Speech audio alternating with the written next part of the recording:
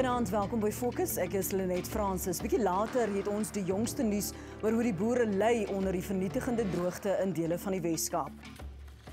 Zimbabwe het die afgelope week na 37 jaar 'n nuwe president gekry. Die opstand teen president Robert Mugabe het minder as 2 weke gelede begin en teen Dinsdag het die 93-jarige staatshoof bedank. Vrydag is Emmerson Mnangagwa ingehuldig as die land se nuwe president. Die land het gejubel, maar daar is ook diegene wat waarsku dat Mnangagwa se verlede nie vergeet moet word nie. Die vraag is nou, kan Suid-Afrika se buurland, wat eens bekend gestaan het as die broodmandjie van Afrika, herstel van ekonomiese verval? Ons praat nou met die politieke ontleder, professor emeritus Shadrack Gutto, wat aan UNISA verbonde was, en ons is via Skype in verbinding met Ben Gilpin van die Commercial Farmers Union in Zimbabwe. And I'm going to start with you, Ben. Good evening. Thank you very much for joining us from Zimbabwe. The narrative thus far and the focus has been on rebuilding. But is that so achievable given the history that we've seen the past 2 decades, and give us a sense of what the state of commercial farming is in Zimbabwe currently? Thank you. Clearly the economy is dependent on agriculture recovering and putting in place mechanisms that deal with that. The principal difficulty that commercial agriculture is faced in the last 17 years is effectively that whilst landowners who were there had a full bundle of rights, those rights have not been transferred effectively to new beneficiaries. So that immediately undermines the bankability of that process, coupled with the fact that the selection of beneficiaries was not done on the basis of skill or capital, and therefore they were completely unable to leverage the opportunity of gaining access to land to them. You add to that the fact that the whole process, mired as it was in the retroactive implementation of legal proceedings, basically resulted in all patient capital being withdrawn from the sector, and our isolation internationally has not helped. So building it again is a big problem. Yeah. There's been a call, though, that by rebuilding the economy, that a lot of the farmers that left the country should return. Is there any guarantee that how that process will work? Is there confidence in returning, and what will they be doing if they return? I think the critical factor is across all sectors of the country. Trust has been the biggest casualty of the last 17 years.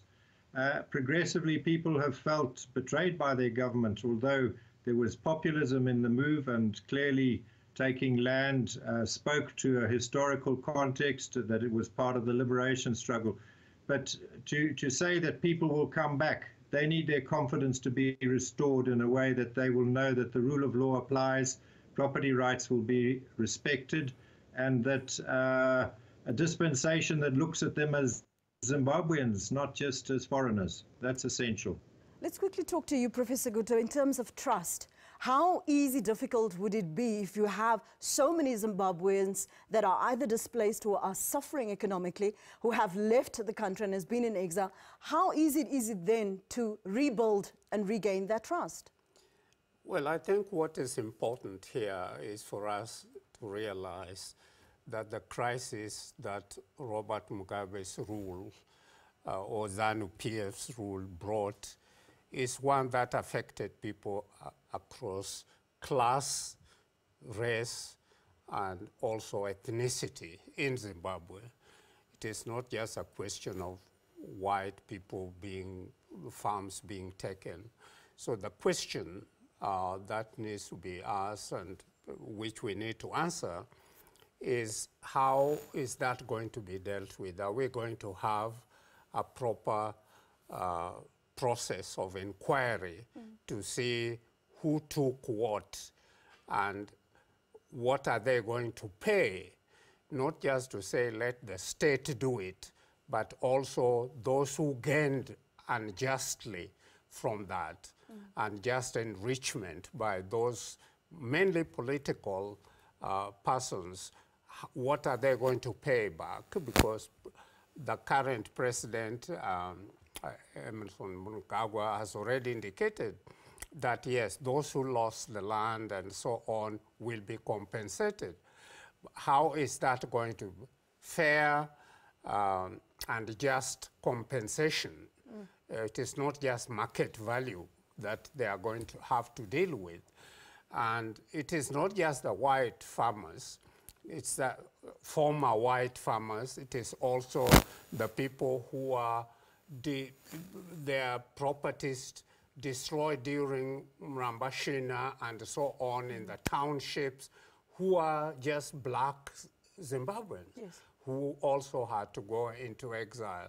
So the situation needs to be dealt with systematically, not only focus on the white farmers, but Zimbabweans who have lost land during Robert Mugabe. But to me, what is important is what's going to happen to those who grabbed the land, like Grace Mugabe and Mugabe's family.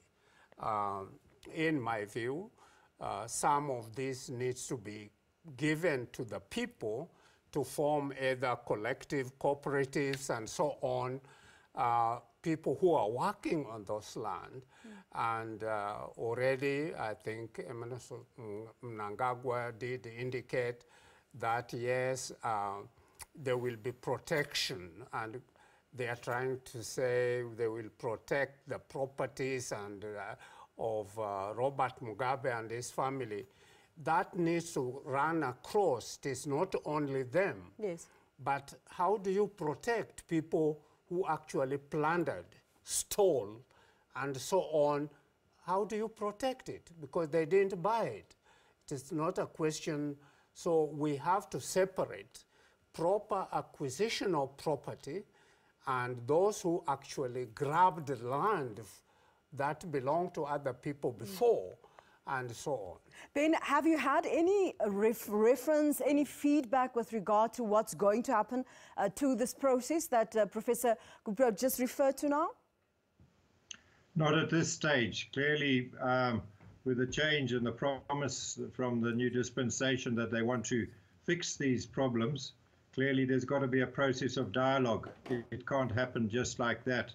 I think what he's alluded to, the professor's alluded to there, is it's a very broad constituency, certainly in the commercial farming sector. It wasn't only white farmers who affected, a small number, but considerable numbers of farm workers who were affected also. If you look at the numbers of people there, around about 300,000 permanent workers and another 150,000 seasonal workers and their families. The displacements involved and the numbers of people that clearly were not included in the land reform process amongst workers was substantial, in the region of 1 million, 1.25 million plus. And so it's a very difficult thing to look at. If you look across the whole spectrum of the society, I would agree with what the professor says there. It wasn't just us as a constituency that lost, but you look even across the board, pensions were affected, the hyperinflation period, all of those things there. The essential nature of the land reform there, I think one can generally make a case for resettling small-scale people, the poor, but where people have resources or are given access to large tracts of land, clearly some kind of cost recovery is essential, and interim measures need to be put in place there to enable those that have acquired those sorts of properties to pay up or move on. I think that the difficulty is when you remove the land from the market, which has happened even prior to fast track. All land that was acquired by government was basically put in the hands of the state and taken out of the market. And since then, the allocation and the like has been done not necessarily on the basis of advancing the economy, but on building political alliances. Clearly, there was some degree and a substantial degree of capture, one might say, and across the large-scale farming sector, a good number of the people that benefited would fit into that category of being able to get that through their party affiliations. I think that if one's to build long-term stability in the country, one's going to have to address that, because otherwise, in due course, those people who benefited now will simply be seen as targets again in the future. Net hierna sit ons die gesprek voort, moenie weggaan nie. Ons praat dan weer met Ben Gulfen daar in Zimbabwe en met professor Gutto hier in Johannesburg. Ons is nou terug.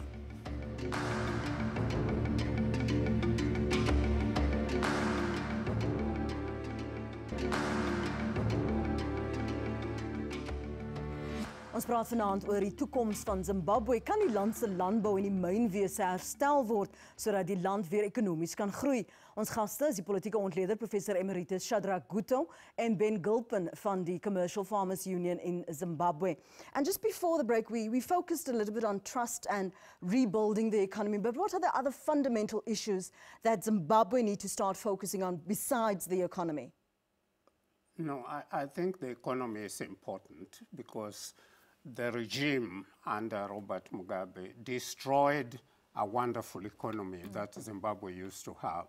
So focusing on the economy is important to rebuild the country so that Zimbabwe really begins to stand up.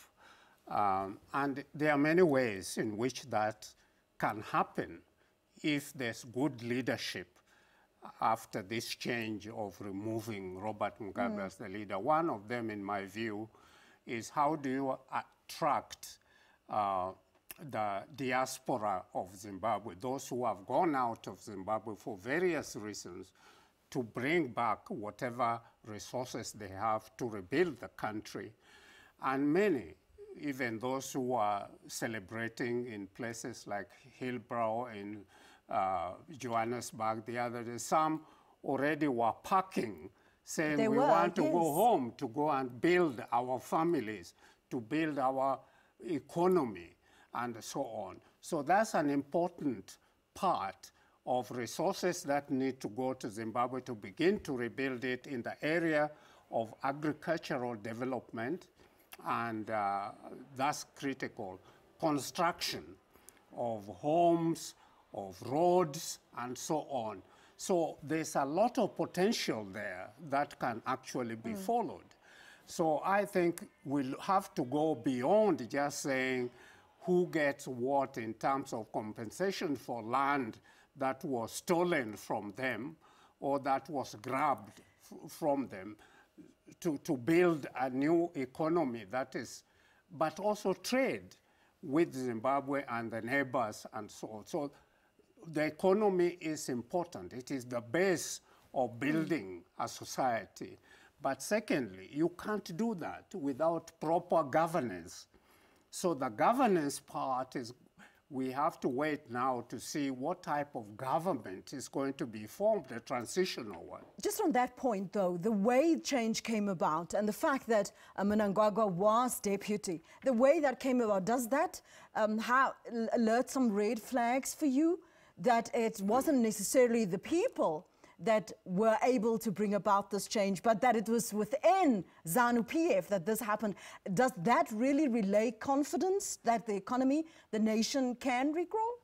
Well, I think that within the party ZANU-PF, there was a fracture, and I think the army part of the government did a wonderful thing. The way they managed that transition, bloodless, and they pushed Mugabe out.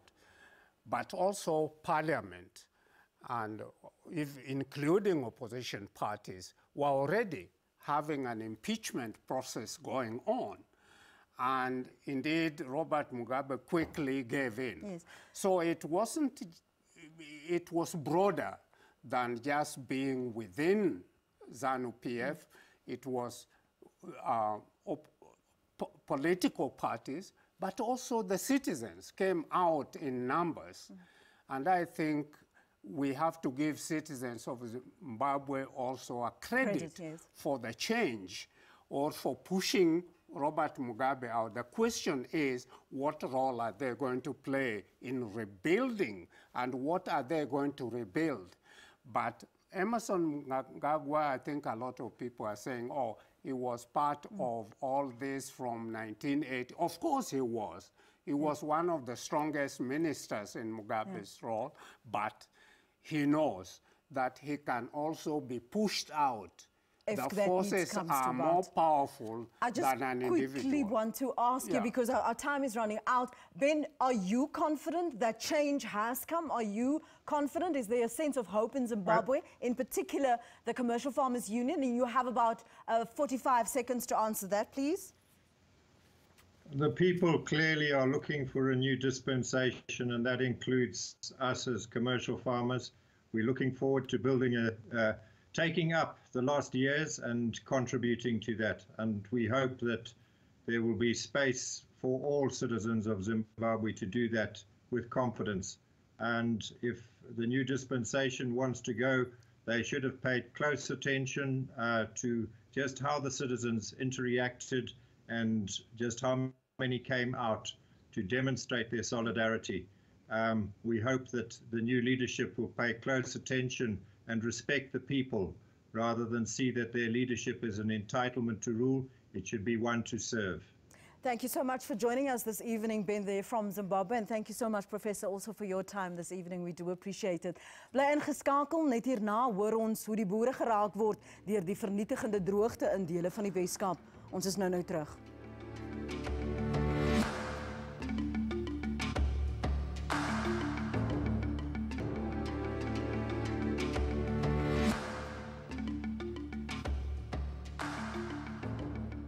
Welkom terug by Fokus. Boere in die Wes-Kaap steier onder 'n voortsleepende droogte. Plek dreig 'n ramp. Baie boere maak nou staat op welkome voerskenkings van medeboere vir oorlewing. Regisseur Danny Juffers berig dat die Weskus streek sy 4de agtereenvolgende droë jaar beleef. Soos elders in die droogte-geteisterde Wes-Kaap gaan boere in die Weskus streek ook gebuk onder 'n erge droogte. Kosbare waterbronne is onder druk, gesaaides misluk en veeboere sukkel en trek nou strop.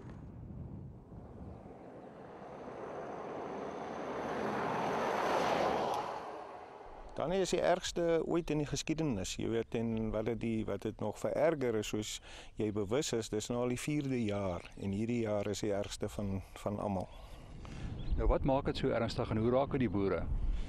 Kyk, die groot probleem is dat hier was net nie genoeg reën om oeste jy weet deur te sien nie. So ons het regtig misoeste wat 'n effek het natuurlik op die kontantvloei na 3 jaar nog 'n misoes, dan is die kontantvloei heel in sy peetjie.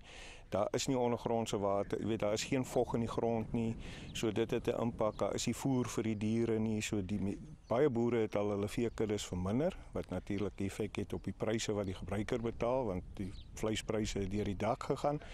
Maar 'n boer kan hom ook in bankrotskap inspaar, want as dit nou eendag weer reën, dan het hy nie die kuddes weer om te produseer nie. Jy weet, so die uitdaging wat ons nou het is om genoeg kos vir ons diere te hê om ons deur te sien tot die volgende reenseisoen. Verskeie voerskenkings die afgelope tyd reg oor die land gee egter moed aan diegene in nood.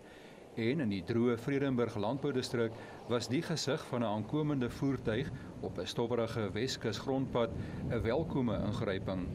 Swaar gelaai met tonne mielies vir veevoer is die tydige skenking van die Wes-Kaapse tafelronde met breë glimlagte op die plaas Rooiheuwel buite Vredenburg ingewag. Ja, ek is self 'n boer. Ek is van Verliesop area. So ons is tans ek boer langs die Kloofdam en lyk soos die huidige situasie nou lyk my gaan die dam Februarie droog wees. So dis die droogste wat ek hom nog gesien het.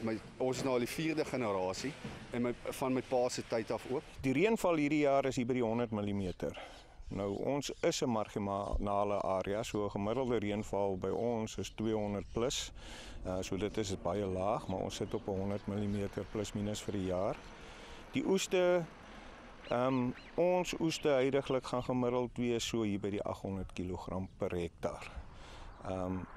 Gelykbreek oes, dit beteken net direkte kostes is in die omgewing van 1500 kg per hektaar. So ons is minder as helfte van 'n gelykbreek oes.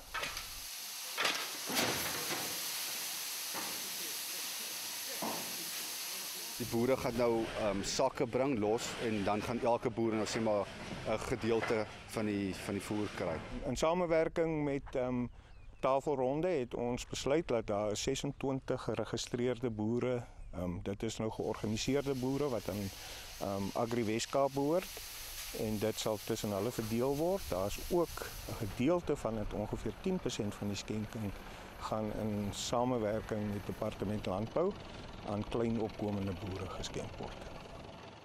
Ons wil net baie dankie sê. En soos ek vanoggend gesê het, jy weet as jy boeregemeenskap help jy nie individu nie, jy help 'n hele gemeenskap. En ons is geweldig baie dankbaar daarvoor. Kyk, hierdie area waar ons bly is boere en vissergemeenskap, maar hy is geweldige gevestigde boere alreeds in die gemeenskap en hulle dra 'n ongelooflike bydrae tot ons ekonomie. Veral as jy kyk die tipe werk wat hulle skep en jy weet werk wat hulle skep en ja, dit vir ons is hulle onskatbare waarde. Net die kos wat geskenk word is vir ons, jy weet, manna uit die hemel uit. Die grootste effek is dat die belangstelling is by mense in ons pleidooi. En tafelronde het nog al die jare baie ondersteunend gewees tot die landbouomgewing. En so 'n dag soos vandag is hy wat jy jou kop oplig en weer sê môre is 'n beter dag. So behalwe vir die fisiese finansiële waarde van die skenking is die morele ondersteuning is by verre 'n groter pluspunt as ek dit so kan noem. En sedertdien is nog 32 ton mielies vir die Sandveld Landbouvereniging en vir Vredenburg geskink deur Urbure Burger Droogtehulp in samewerking met Weskus Fort Vredenburg. Dis dan al vir vanaand. Onthou ons is volgende Sondag aand om 6uur ons gewone tyd weer terug hier op ons pos. Laat weet ons wat jy dink, stuur gerus jou kommentaar, jou tweets en jou voorstelle. Jy kan dit e-pos na fokus@sabc.co.za. Besoek ook ons Fokusblad op Facebook, soek onder by Fokus SABC en volg ons ook op Twitter by FokusZA. Baie dankie vir die saamkyk en die terugvoer. Ons gesels dan weer volgende Sondag aand om 6uur net hier op SABC 2. Mooi aand.